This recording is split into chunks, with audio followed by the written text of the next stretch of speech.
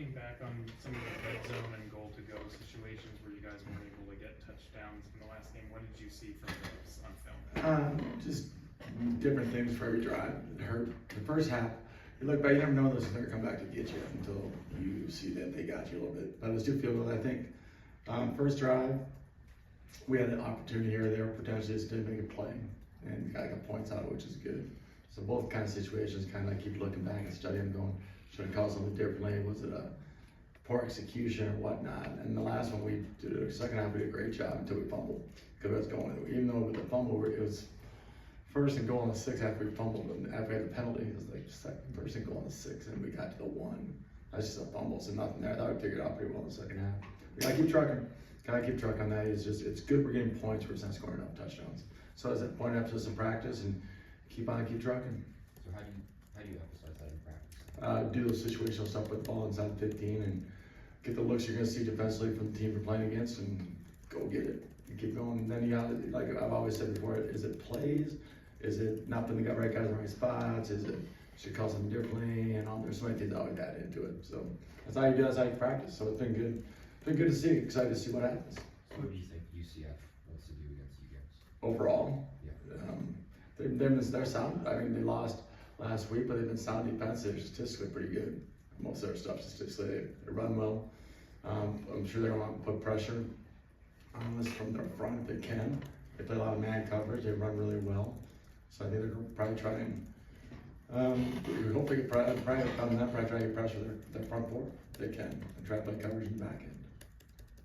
What do you like about, you had 2 plays where you had one where Cole got to run and one where Zeke got to do. What do you like about, I guess, giving those guys a chance? We try to get guys who can make plays on the field. So they've shown the ability to in practice. Did a really good job of that. And it's kind of like, it wasn't as much Jason Jalen-ish, but it's just like you got guys and you have with Daniel not playing in that game, you're like, okay, can we get ball distribution with the guys to different people? So it's like E-man in the backfield, and different ways to get guys that can really make plays. And keeping 2 quarterbacks on the field is good because they can still, it's not like if you take one, we do it differently. I mean, both those kids can throw. Like we can do a lot of different things. So I think the athleticism they both shown in practice has given us the confidence to say, let's do what we need to. And it makes defense after practices, which is good. Was there option there for either of those plays? Maybe, maybe not. I guess gotta keep watching, you never know.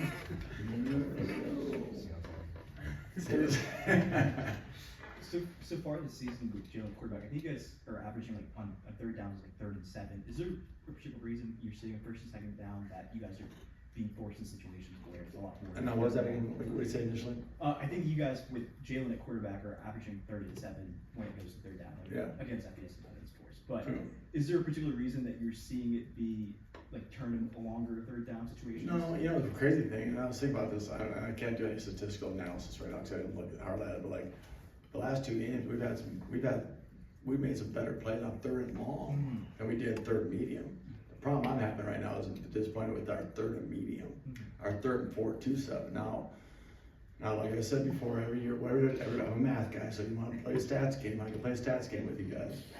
But there's situations sometimes where you're trying to get to 4th down and manageable. You know, because we're at 3 and 9, and I think they were 2 and 2 on 4th down. So you do math skills there, like, well, then it really becomes 5 and 9. So I mean, there's different ways to look at different numbers. Sometimes we've got games where we've got leads, and we're 3rd and 9, we just hand the ball off. We're not gonna make it. You know, so there's different things on that. But the thing that we were really good at last year was that 4 to 7. I thought we were really good. Devin was terrific. Luke and Jared Case were making plays. They were doing really good things in that 4 to 7 range, where it should be the 3rd and manageable, as people like to call it. You try to get to it. And we haven't been as successful in that deal for a multitude of reasons. Maybe missed a throw or a poor route or protection or whatever it's been. We're trying to run and not get it. You know, so it's been those kind of moves. So we have to keep working on that. The 3rd and long has been weird because like I think you're running once or twice. 3rd and I think the corner route we threw to Cam was like 3rd and 10 or something. Yeah. You know, isn't that crazy? Like we were better on 3rd and long than our 3rd and medium. So that's another area of improvement practice wise. The 2 big areas that I keep working on. Like okay. So to me it's like a puzzle. Like each year is different. We gotta keep trying to figure this thing out. Or just stay the heck out of them. But no, we gotta keep working on it. So it is a great question. But sometimes at 3rd and 7 or 8, sometimes maybe we start off with a play action, it didn't work, and then you run, you got to 3rd and 7 sometimes. So sometimes that is, because I don't remember many third downs in the second. I think we only had 4 third downs in the second half. I think we were 2 of 4 if you want to play the statistical game. I think it was 2 of 4. I think we were 1 of 5 at the end of the first half. So we stayed out of them, and we had less drives. We did a pretty good job in that situation. I think we got better, but yes, 2 areas we definitely need to improve on if we want to be where we need to get to offensively. Jalen's on pace for one of the best statistical seasons by a Kansas quarterback. What's that journey been like over the last year from the point that you said he was really pressing, things weren't looking good, he was in that point, and what's he doing better and doing well now? I think one of the things is we're probably throwing the ball a little more earlier maybe, kind of getting a little bit of a rhythm, some shorter stuff been good for us, I think, or getting those situations. I think that's been got any confidence level that he has in our offense right now. And maybe it's a comfort level for me, honestly, because we've been together for 5 years. I think that the relationship we have, I think, has helped sit down with him, I think he knows what's coming. Right, that's been really confident. I think that's the fun part of the journey, seeing the excitement he has, some of the throws he's made. Like, I mean, first play of the game, I expected to go 93 or whatever. It was an RPO run play, and he read through, and the cornerback cheated, and we thought he could cheat. We didn't know he was going to. And that's, I think, the progression he made, like, not assuming it's going to happen, reading it true, and it happened. So I think I'm making better decisions. I think normal down just the situation has been so much better. And being able to run and not take that chance. Then we got to get to the point of, at the end of the game, sometimes when you don't have much time left, like me and him talk after the game, like the 26 seconds, you need to take a chance. You know, so that's a different switch you got to turn. So that's where I think that's the last part. I always call the different parts of progressions for quarterback. I say, you played great. I go 16-2 is terrific. People, I don't look at someone told me that. I'm like, that's awesome. I knew it's a pretty good number. I kind of I look at the bad stuff. I look at sacks. I look at interceptions. So I remember, I knew it's 2, and then the only sack we took in the game was a naked. Like, so we've been really well in that regard. The 16, I want to think about it, and that stuff. I think he's done a really good job minimizing, making great plays and minimizing poor decisions. But then you got to kind of flip the switch and go, okay, 26 seconds, you're going to make a dicey throw. So you need a chunk play somewhere to get, so that's where I think we have to do that. And we have to work out in practice. You got to throw. Lance, we did a great job. What did we do well? Sometimes it ain't gonna show. It ain't gonna show maybe for weeks. You don't know when you just keep on doing it. But like that deep for gotta try and get up. I told him, I said it might be double. Find the guy who's not double covered and make a play. See what happens. How do you address the ball security as a ball carrier? Because that's sort of been the one thing. I do it so much. We do it all the time. Just keep on harping, stressing in there. We talk about grabbing the watch. He just didn't grab the watch. He made a great play. I thought he reached out for it.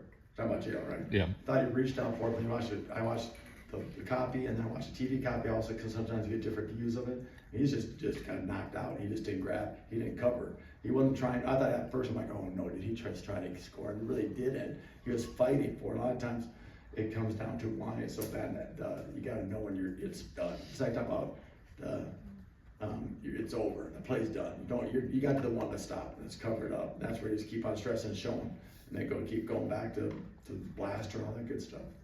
How hard is it to get that first down on kind of a last minute desperation drive? Because it seems like sometimes you guys have success when you have a longer period of time. It is.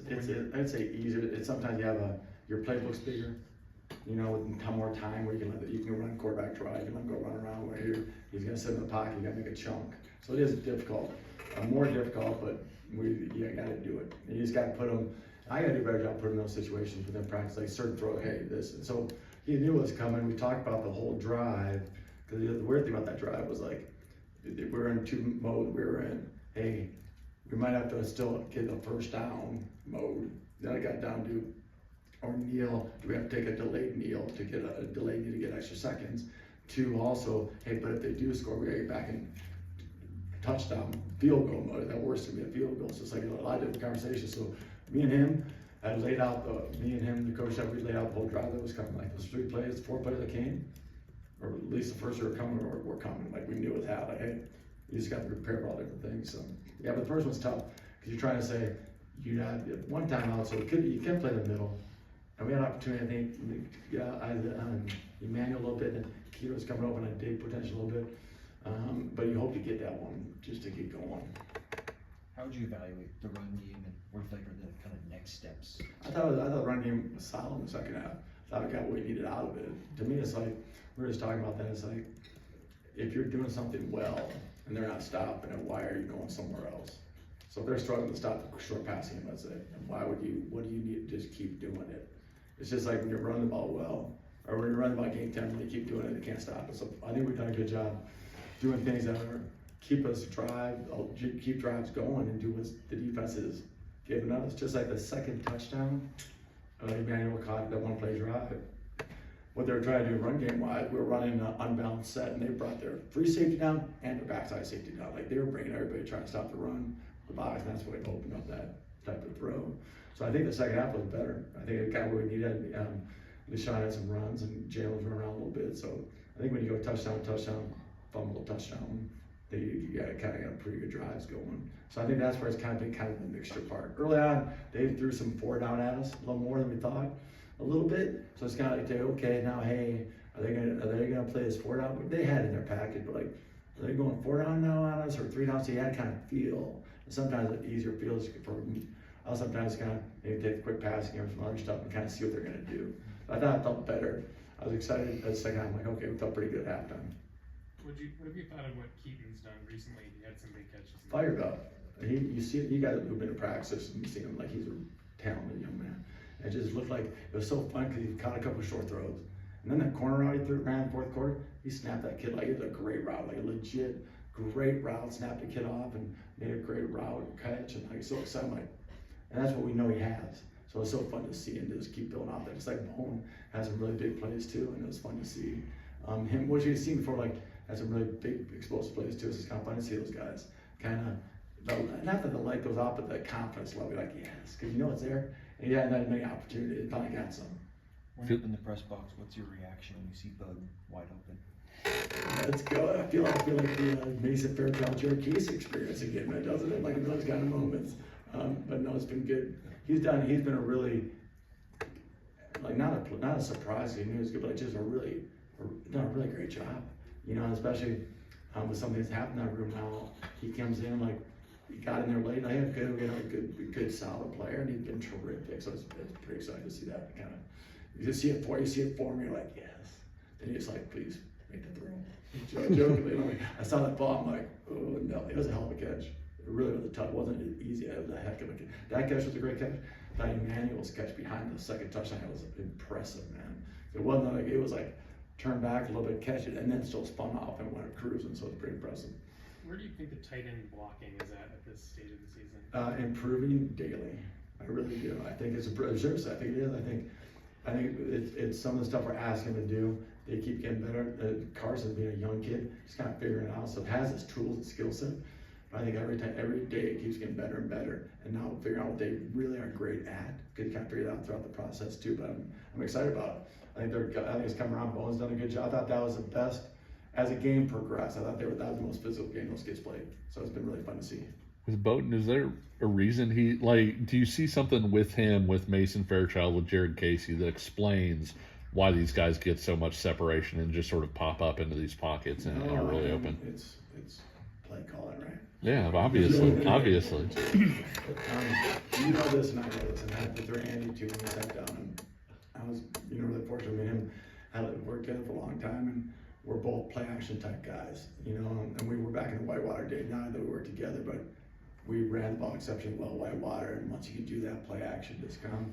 But if you have the ability to run the ball, and whether you're doing it at a high clip or not, when people know you can, and you can bring in a bunch of heavy personnel formations, that's a lot of time when those things kind of bust open. A unique formation or heavy personnel type stuff, they have to respect the run, and that's when they know you can. I think that's a big part, because I think that's how things sometimes people say bust open or blow wide open. It's just that, but it's a fact of us. It's a fact of us having the ability, knowing in the years we've been that we can run it, the ability to run it. It helps, and then throwing a lot of those guys out there is tough. Most defensive guys, they don't like a lot of heavy personnel type things out there all the time. And Iowa State's proven that for years, obviously. Throwing out the tight ends and all that stuff, and K-State, and we kind of built that same way, been built that way through Buffalo and here and so on. Hey Jim, I don't know what Highshaw's status is, but I think LeSean played like 54 or 59 snaps. How big is it for like a Stewart or Thompson to develop? It is, and I think that's still a week by week deal. In that game, it was weird because there were some short drives. So sometimes, a lot of people are going to use the word rhythm or whatever, and it wasn't like you sometimes worry about, what's he doing while he's out there? Sometimes if you're carrying the ball a ton of time, you need a low break, and he didn't have as many carries at certain times, so like, he wasn't getting tired, for lack of a better word, he wasn't getting beat up or whatever you wanna call it, or he just needed a break, so we can kinda keep giving the ball, he could keep going back out there. So it wasn't like there wasn't a lack of confidence in those two, it was a matter of, as well as getting ready, weren't giving him a ton of carries, so like, you wanna make sure he was still out there when you gave him the carries. Cause the carries were kinda sporadic, and I know it was good to get it, cause he had a couple of great 8, 10, 12-yard type runs. But it wasn't like that consistent, it was kinda like last year, if Devin or whoever getting a lot of carries, we give him a break. It wasn't like he was getting tired by getting all the carries. So there weren't too concerned, so that's kind of why it happened. Great question. I think you talked about Cole and Isaiah both being guys who are engaged, right? Yeah. And whenever, but when you have plays in the game plan where they can actually get in there and not just because you're up by a whole lot, like, do you sense any sort of added intent from them during the game? During the week, I probably see the little smile, like a little like, I think anybody gets a little package of plays, kind of like, okay, my time. And the weirdest that happened in the game was, you kind of hope to potentially get those things out there sometimes. You don't want a guy stand around for long periods of time and always have to go out there. And the way that game kind of happened, I'm like, well, stay loose. Didn't happen to the fourth quarter for Isaiah, and then he almost gashed it. So it was a really testament to those guys for staying loose, and they have to, because we all know that the second guy's one snap away, one helmet away, and the third guy could be the second helmet away. So I think they did a great job of staying loose and keeping. Plus, there's so many darn TV timeouts, which is a good thing. I'm sure that's what financially takes care of us. But like those guys, a lot of times they throw and run around, be like 250 and 240, 310. So I think they do a great. You see them out there throwing all the time, just to stay kind of for those moments. Cause that's always, every spot's hard. So all of a sudden coming at you because your first moment could be a 3rd and 11, and we need a throw. So that's why I think they're ready. It's okay that we did that. Are they in your ear? And call it. Please No, call it. no, but like I said, I could tell. I knew at halftime, like I told him, I go, when was close the third quarter? I think it was the third quarter, I think it was. So at halftime, I'm like, dude, I'm getting to it. I'm going to, I promise you. I go, I promise you, man. I know, they're all both, I'm like, it's cool. Deep down, I'm like, no, you're not saying, you're thinking like, you know what they're really saying. I'm like, guys, I'm getting to it, man. I'm getting to it. It's been a weird first half. So it is, and they did, luckily we did. And they both, it was really impressive. They both did a really good job. Really good, man. Hey, Coach Zebrowski.